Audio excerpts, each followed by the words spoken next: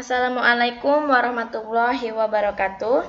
Baiklah, hari ini kita akan belajar mata pelajaran matematika peminatan.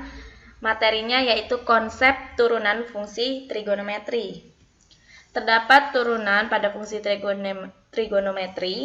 Yang pertama yaitu fx sama dengan sin x, maka turunan dari fx adalah cos x. Yang kedua yaitu terdapat fungsi fx sama dengan cos x, maka turunan dari fungsi fx atau f-aksen sama dengan min sin x. Yang ketiga, fungsi fx sama dengan tan x, maka turunan dari fungsi x atau f-aksen x sama dengan sekan kuadrat x. Yang keempat, fungsi fx sama dengan kotangan x, maka turunan dari fungsi fx adalah min kosekan kuadrat x. Dan yang kelima yaitu terdapat fungsi fx sama dengan sekan x, maka turunan dari fungsi fx atau f-aksen x sama dengan sekan x dikali tangen x. Untuk contoh soal yang pertama, jika diketahui fx sama dengan sin x, tentukan nilai f-aksen pi per 3.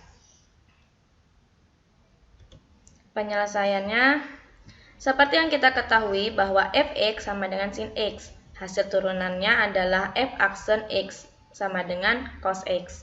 Maka, kita tulis terlebih dahulu. Karena yang diketahui tadi adalah fx sama dengan sin x, maka kita tulis yang pertama fx sama dengan sin x. Turunan dari fungsi fx sama dengan sin x adalah cos x.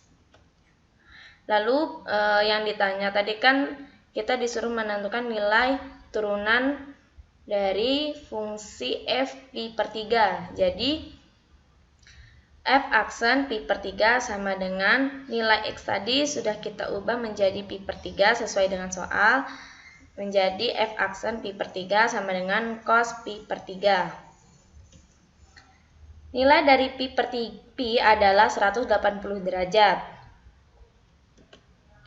Dan 180 derajat dibagi 3 hasilnya adalah 60 derajat. Jadi f-aksen pi per 3 sama dengan cos 60 derajat.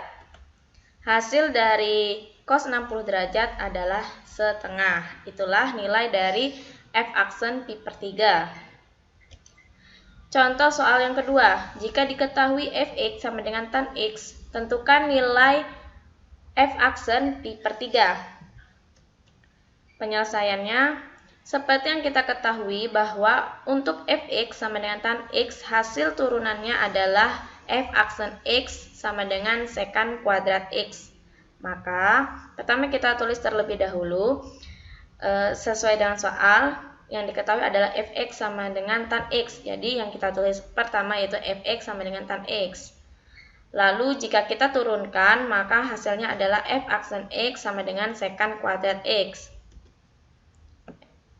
Nilai x kita ganti dengan pi per 3 karena pada soal yang akan kita cari nilainya yaitu f-aksen pi per 3. Jadi nilai pi kita ganti menjadi pi per 3. Jadi f-aksen pi per 3 sama dengan sekan kuadrat pi per 3. Seperti yang sudah Ibu bilang tadi bahwa nilai pi itu sama dengan 180 derajat.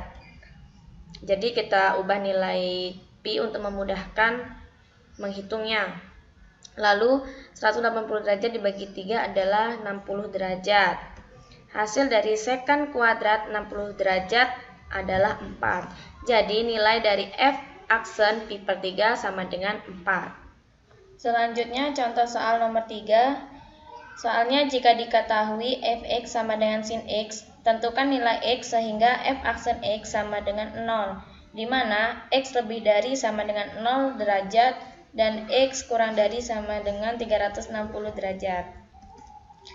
Penyelesaiannya diketahui fx sama dengan sin x dan diketahui juga bahwa f-aksen x sama dengan 0.